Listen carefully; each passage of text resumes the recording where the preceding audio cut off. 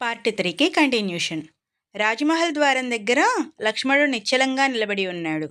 ఒకవైపు అన్నయ్య శ్రీరాముడు ఇచ్చిన ఆజ్ఞ, మరోవైపు దుర్వాస మహర్షి ఉగ్ర శాపం. ఆ క్షణంలో కాలమే ఆగిపోయినట్లు అనిపించింది. దుర్వాస మహర్షి మళ్ళీ గర్జించాడు. లక్ష్మణ, ఇది నా చివరి హెచ్చరిక. వెంటనే శ్రీరాముణ్ణి పిలువు. లేకపోతే నా శాపాగ్నితో అయోధ్య మొత్తం నాశనం అవుతుంది. ప్రజలు, రాజభవనం, వంశం ఏదీ మిగలదు అని అన్నాడు. ఆ మాటలు విన్న లక్ష్మణుని గుండె వేగంగా కొట్టుకుంది. తన మనసులో తానే మాట్లాడుకుంటున్నాడు. అన్నయ్య ఆజ్ఞను అతిక్రమిస్తే నేను చేసిన ప్రమాణం విరిగిపోతుంది. మహర్షిని ఆపితే అయోధ్య ప్రజలంతా శాపానికి గురవుతారు. ఒకవైపు ఒక ప్రాణం, మరోవైపు లక్షలాది ప్రజల ప్రాణాలు. లక్ష్మణుడు కళ్ళు మూసుకున్నాడు.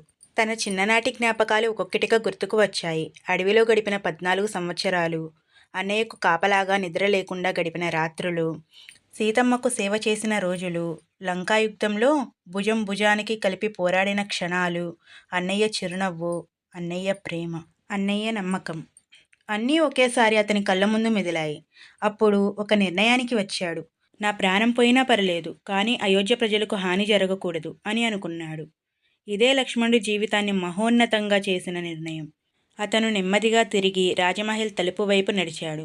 ప్రతి అడుగు తన జీవితంలో చివరు అడుగులేనని అతనికి తెలుసు. గుండె బరువెక్కింది, కానీ ముఖంపై మాత్రం ధైర్యం. తలుపు ముందు నిలబడి నెమ్మదిగా లోపలికి ప్రవేశించాడు.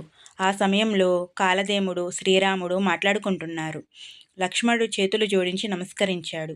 అన్నయ్య, క్షమించండి. దుర్వాస మహర్షి వచ్చారు. వెంటనే మిమ్మల్ని కలవాలని కోరుకుంటున్నారు. ఆపితే అయోధ్యను శపిస్తానని చెప్పారు అని చెప్పాడు. ఆ మాట విన్న వెంటనే కాలదేముడు నిశ్శబ్దంగా లేచాడు. శ్రీరాముణ్ణి చూసి అన్నాడు, రఘునందన, మన సంభాషణ ముగిసింది. ఇక మిగిలింది నీ ధర్మ నిర్ణయం అని చెప్పి అదృశ్యమయ్యాడు. గదిలో మళ్ళీ నిశ్శబ్దం అలుముకుంది. శ్రీరాముడు కొన్ని క్షణాలు లక్ష్మణ్ణే చూస్తూ నిలబడ్డాడు. ఆయనకు అన్నీ అర్థమయ్యాయి. లక్ష్మణుడు ఎందుకు వచ్చాడో, ఏ పరిస్థితిలో వచ్చాడో, ఏ త్యాగం చేశాడో అన్నీ తెలుసు. ఆ తరువాత శ్రీరాముడు బయటికి వచ్చి దుర్వాస మహర్షికి స్వాగతం పలికాడు. మహర్షికి అవసరమైన ఆతిథ్యం ఇచ్చాడు. ఆయన కోరికను నెరవేర్చాడు. దుర్వాస మహర్షి సంతోషించి శాపం ఇవ్వకుండా అక్కడి నుంచి వెళ్ళిపోయాడు.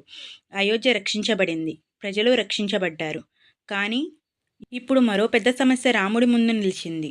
తనే చేసిన ప్రమాణం, కాలదేవునితో ఒప్పుకున్న షరతు. ఆ షరతు ప్రకారం మధ్యలో ప్రవేశించిన వారికి మరణశిక్ష లేదా పూర్తిగా పరిత్యాగం చెయ్యాలి. ఆ వ్యక్తి తన ప్రాణ స్నేహితుడు, తన తమ్ముడు, తనకు ప్రాణం కంటే ప్రియమైన లక్ష్మణుడు.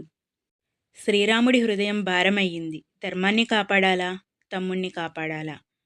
ఈ ప్రశ్నకు సమాధానం చెప్పడం రావణుడితో యుద్ధం చేయడం కంటే కూడా కష్టమైంది. రాజసభను వెంటనే సమావేశపరిచాడు.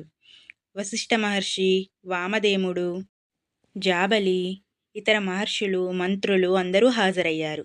శ్రీరాముడు జరిగిన విషయం మొత్తం వివరించాడు. సభలో కొంతసేపు ఎవ్వరూ మాట్లాడలేదు.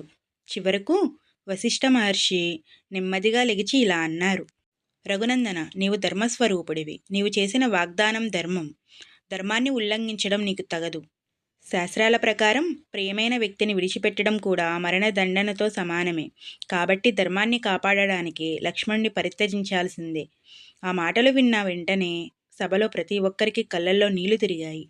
శ్రీరాముడు తల వంచుకున్నాడు. తన జీవితంలో ఇంత బాధాకరమైన నిర్ణయం ఆయన ఎప్పుడూ తీసుకోలేదు.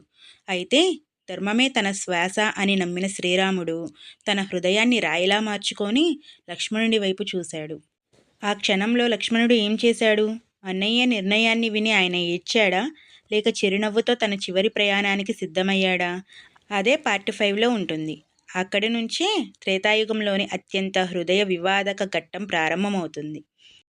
ఈ వీడియోస్ అన్నీ కంటిన్యూస్గా చూసేవాళ్ళు ఒక లైక్ చేసి కామెంట్లో జై శ్రీరామ్ అని చెప్పి కామెంట్ చేయండి.